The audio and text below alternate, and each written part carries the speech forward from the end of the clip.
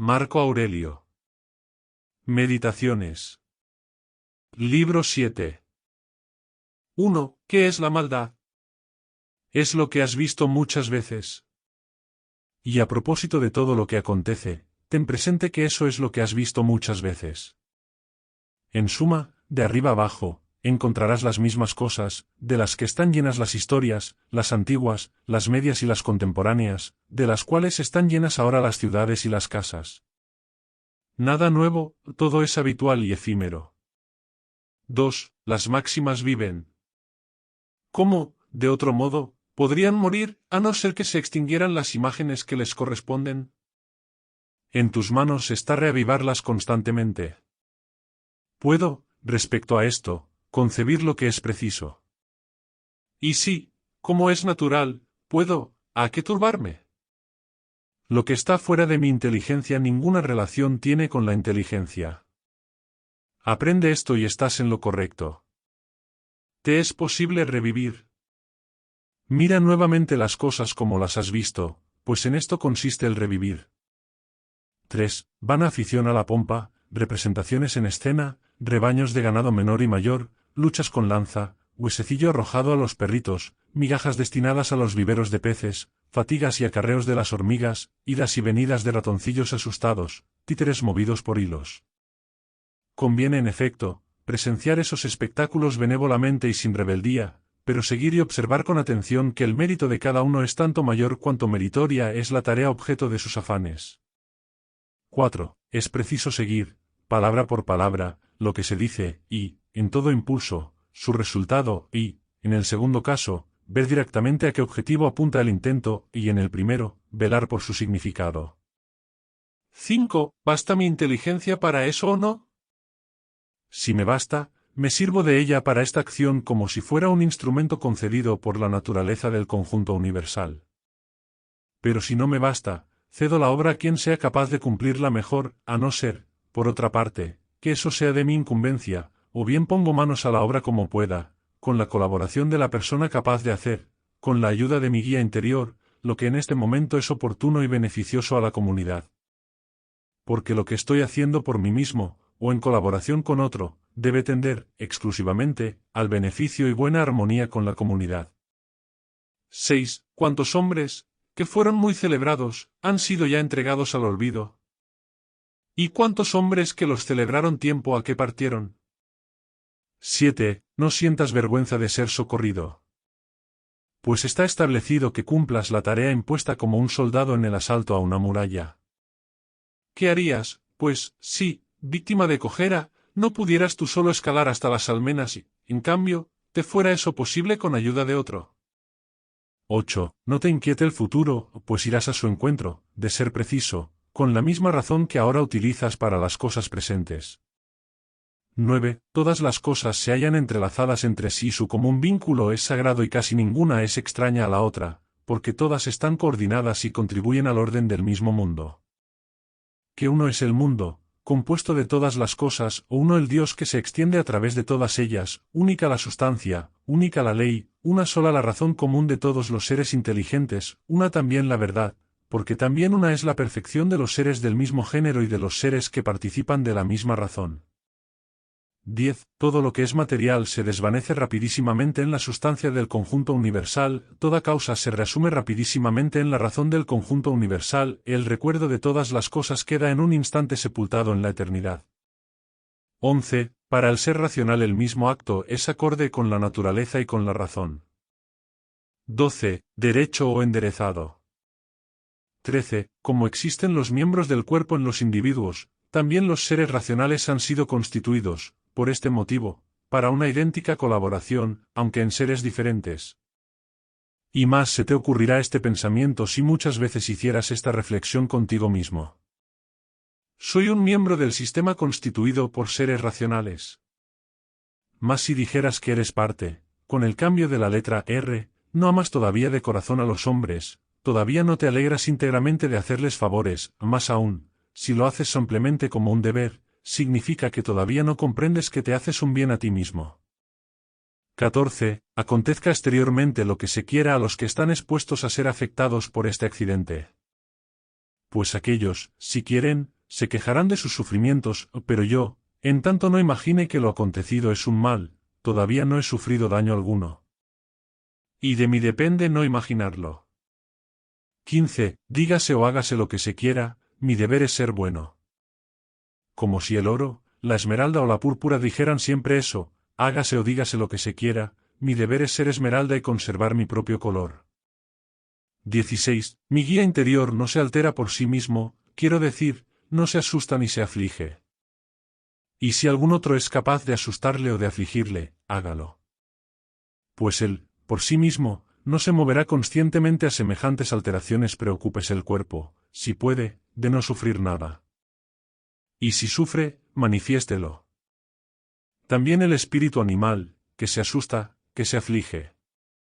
Pero lo que, en suma, piensa sobre estas afecciones, no hay ningún temor que sufra, pues su condición no le impulsará a un juicio semejante. El guía interior, por su misma condición, carece de necesidades, a no ser que se las cree, y por eso mismo no tiene tribulaciones ni obstáculos, a no ser que se perturbe y se ponga obstáculos a sí mismo. 17. La felicidad es un buen número, un buen espíritu familiar. ¿Qué haces, pues, aquí, oh imaginación? Vete, por los dioses, ¿cómo viniste? No te necesito. Has venido según tu antigua costumbre. No me enfado contigo, o únicamente, vete. 18. ¿Se teme el cambio? ¿Y qué puede producirse sin cambio? ¿Existe algo más querido y familiar a la naturaleza del conjunto universal? ¿Podrías tú mismo lavarte con agua caliente, si la leña no se transformara? ¿Podrías nutrirte, si no se transformaran los alimentos? ¿Y otra cosa cualquiera entre las útiles, podría cumplirse sin transformación? ¿No te das cuenta, pues, de que tu propia transformación es algo similar e igualmente necesaria a la naturaleza del conjunto universal? 19. Por la sustancia del conjunto universal, como a través de un torrente, discurren todos los cuerpos, con naturales y colaboradores del conjunto universal, al igual que nuestros miembros entre sí. ¿A cuántos Crisipos, a cuántos Sócrates, a cuántos Epictetos absorbió ya el tiempo? Idéntico pensamiento acuda a ti respecto a todo tipo de hombre y a toda cosa.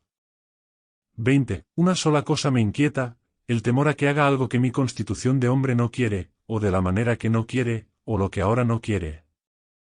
21. Próximo está tu olvido de todo, próximo también el olvido de todo respecto a ti. 22. Propio del hombre es amar incluso a los que tropiezan. Y eso se consigue, en cuanto se te ocurra pensar que son tus familiares, y que pecan por ignorancia y contra su voluntad, y que, dentro de poco, ambos estaréis muertos y que, ante todo, no te dañó, puesto que no hizo a tu guía interior peor de lo que era antes. 23. La naturaleza del conjunto universal, valiéndose de la sustancia del conjunto universal, como de una cera, modeló ahora un potro, después, lo fundió y se valió de su materia para formar un arbusto, a continuación un hombrecito, y más tarde otra cosa. Y cada uno de estos seres ha subsistido poquísimo tiempo. Pero no es ningún mal para un cofrecillo ser desarmado ni tampoco ser ensamblado. 24. El semblante rencoroso es demasiado contrario a la naturaleza. Cuando se afecta reiteradamente, su belleza muere y finalmente se extingue, de manera que resulta imposible reavivarla. Intenta, al menos, ser consciente de esto mismo, en la convicción de que es contrario a la razón. Porque si desaparece la comprensión del obrar mal, ¿qué motivo para seguir viviendo nos queda? 25. Todo cuanto ves, en tanto que todavía no es, será transformado por la naturaleza que gobierna el conjunto universal, y otras cosas hará de su sustancia, y a su vez otras de la sustancia de aquellas, a fin de que el mundo siempre se rejuvenezca. 26. Cada vez que alguien cometa una falta contra ti, medita al punto qué concepto del mal o del bien tenía al cometer dicha falta. Porque, una vez que hayas examinado eso, tendrás compasión de él y ni te sorprenderás, ni te irritarás con él. Ya que comprenderás tú también el mismo concepto del bien que él, u otro similar. En consecuencia, es preciso que le perdones. Pero aun si no llegas a compartir su concepto del bien y del mal, serás más fácilmente benévolo con su extravío. 27. No imagines las cosas ausentes como ya presentes, antes bien, selecciona entre las presentes las más favorables y, a la vista de esto, recuerda cómo las buscarías, si no estuvieran presentes. Pero al mismo tiempo ten precaución, no vaya a ser que, por complacerte hasta tal punto en su disfrute, te habitúes a sobreestimarlas, de manera que, si alguna vez no estuvieran presentes, pudieras sentirte inquieto. 28. Recógete en ti mismo. El guía interior racional puede, por naturaleza, bastarse a sí mismo practicando la justicia, según eso mismo, conservando la calma. 29. Borra la imaginación. Detén el impulso de marioneta. Circunscríbete al momento presente.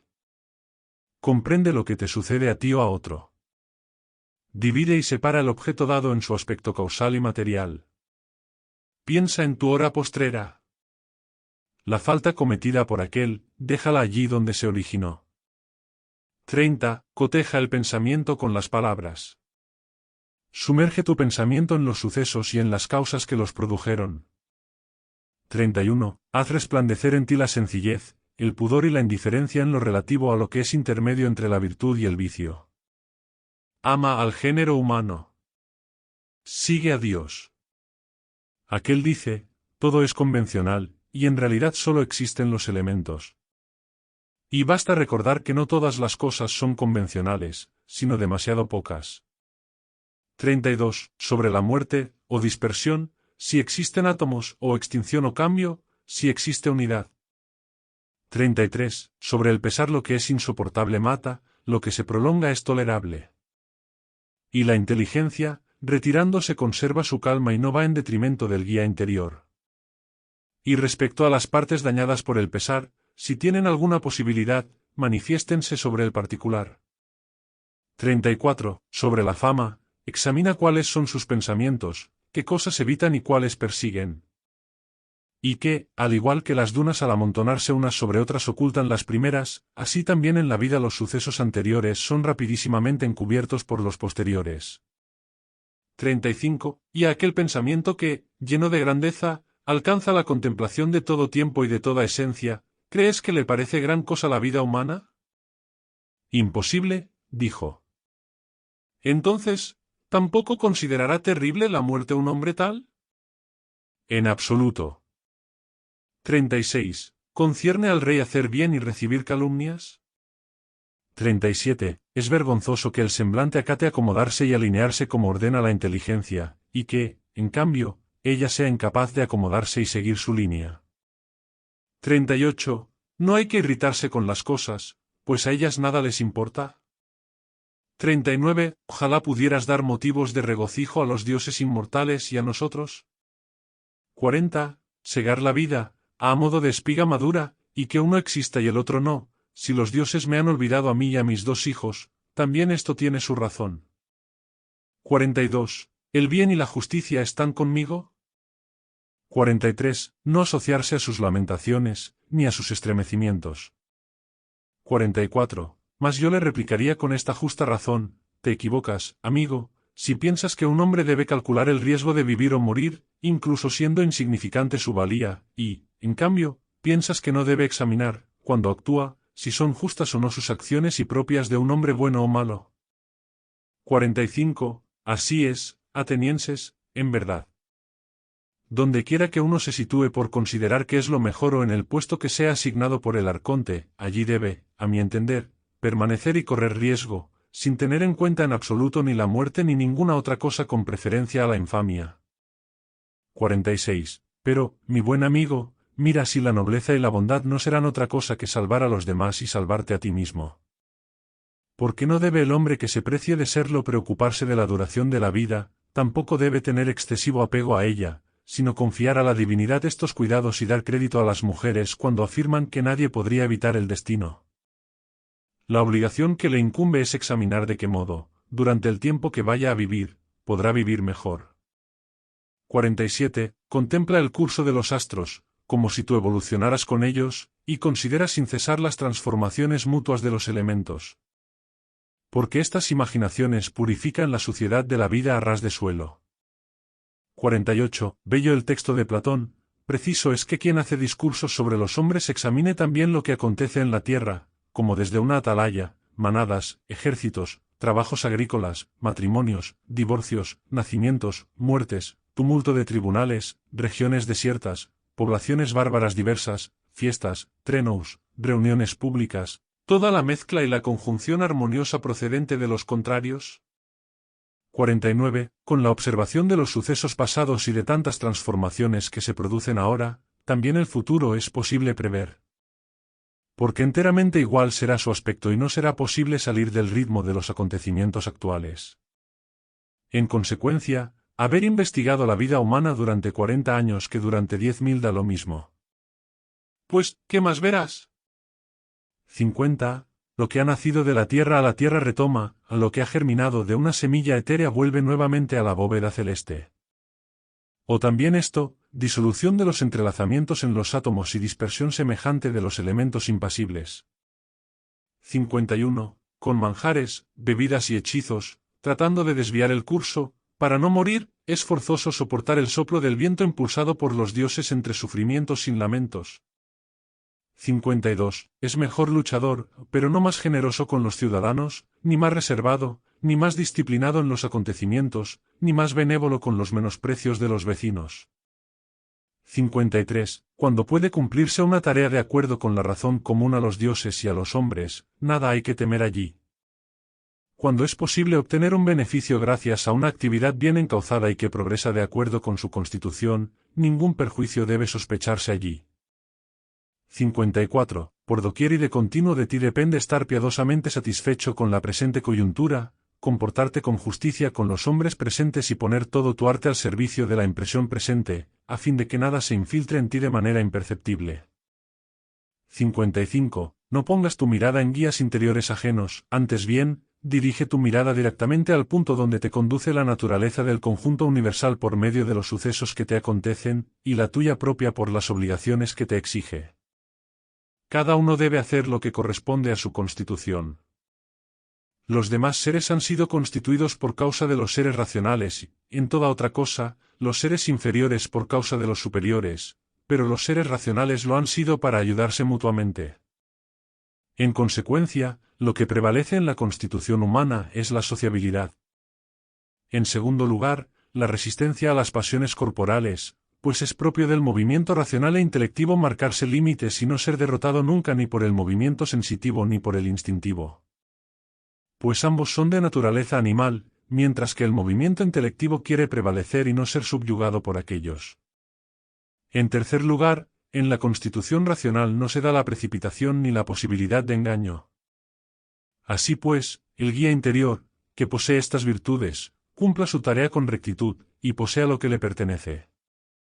56. Como hombre que ha muerto ya y que no ha vivido hasta hoy, debes pasar el resto de tu vida de acuerdo con la naturaleza.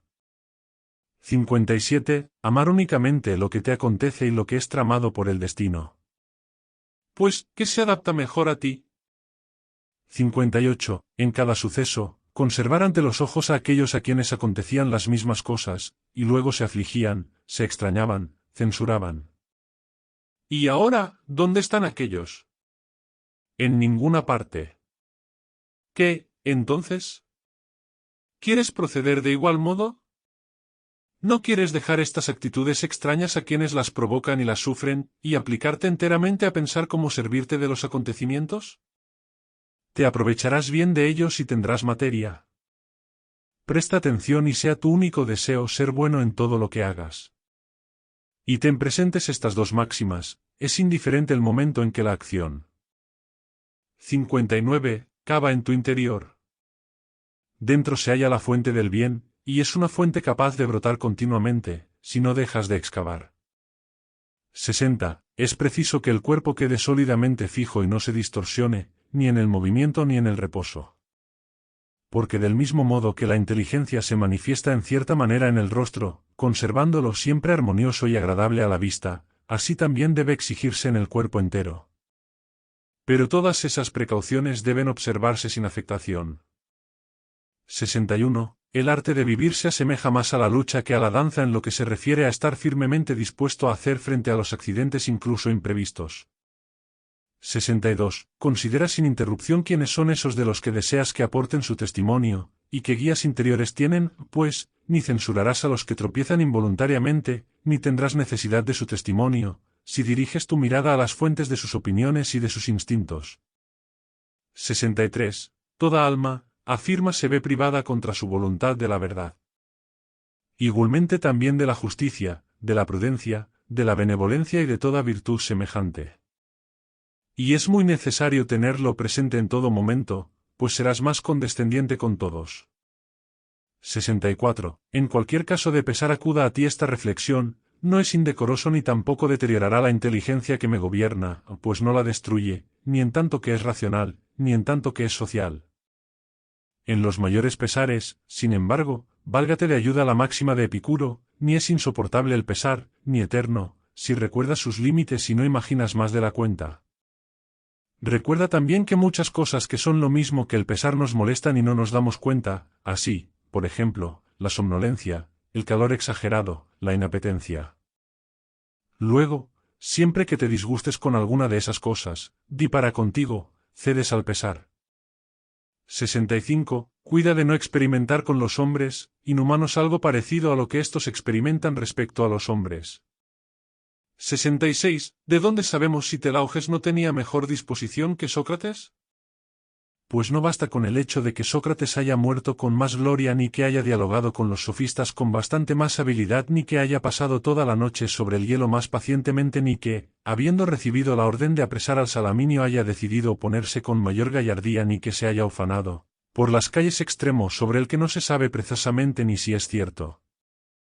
Mas es preciso examinar lo siguiente: ¿qué clase de alma tenía Sócrates y si podía conformarse con ser justo en las relaciones con los hombres y piadoso en sus relaciones con los dioses, sin indignarse con la maldad, sin tampoco ser esclavo de la ignorancia de nadie, sin aceptar como cosa extraña nada de lo que le era asignado por el conjunto universal o resistirla como insoportable, sin tampoco dar ocasión a su inteligencia a consentir en las pasiones de la carne? 67. La naturaleza no te mezcló con el compuesto de tal modo que no te permitiera fijarte unos límites y hacer lo que te incumbe y es tu obligación. Porque es posible en demasía convertirse en hombre divino y no ser reconocido por nadie. Ten siempre presente eso, y aún más lo que te voy a decir: en muy poco radica la vida feliz. Y no porque tengas escasa confianza en llegar a ser un dialéctico o un físico, renuncies en base a eso a ser libre, modesto, sociable y obediente a Dios. 68. Pasa la vida sin violencias en medio del mayor júbilo, aunque todos clamen contra ti las maldiciones que quieran, aunque las fieras despedacen los pobres miembros de esta masa pastosa que te circunda y sustenta. Porque, ¿qué impide que, en medio de todo eso, tu inteligencia se conserve en calma, tenga un juicio verdadero de lo que acontece en torno tuyo y esté dispuesta a hacer uso de lo que está a su alcance? De manera que tu juicio pueda decir a lo que acaezca: tú eres eso en esencia, aunque te muestres distinto en apariencia. Y tu uso pueda decir a lo que suceda: te buscaba. Pues para mí el presente es siempre materia de virtud racional, social, en suma, materia de arte humano o divino. Porque todo lo que acontece se hace familiar a Dios o al hombre, y ni es nuevo ni es difícil de manejar, sino conocido y fácil de manejar. 69. La perfección moral consiste en esto: en pasar cada día como si fuera el último, sin convulsiones, sin entorpecimientos, sin hipocresías. 70. Los dioses, que son inmortales, no se irritan por el hecho de que durante tan largo periodo de tiempo deban soportar de un modo u otro repetidamente a los malvados, que son de tales características y tan numerosos. Más aún, se preocupan de ellos de muy distintas maneras. ¿Y tú, que casi estás a punto de terminar, renuncias, y esto siendo tú uno de los malvados? 71. Es ridículo no intentar evitar tu propia maldad, lo cual es posible, y, en cambio, intentar evitar la de los demás, lo cual es imposible.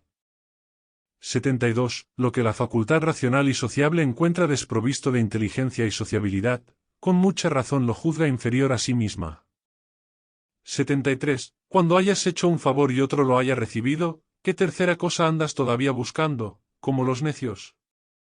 74. Nadie se cansa de recibir favores, y la acción de favorecer está de acuerdo con la naturaleza. No te canses, pues, de recibir favores al mismo tiempo que tú los haces. 75. La naturaleza universal emprendió la creación del mundo. y ahora, o todo lo que sucede se produce por consecuencia, o es irracional incluso lo más sobresaliente, objetivo hacia el cual el guía del mundo dirige su impulso propio. El recuerdo de este pensamiento te hará en muchos aspectos más sereno.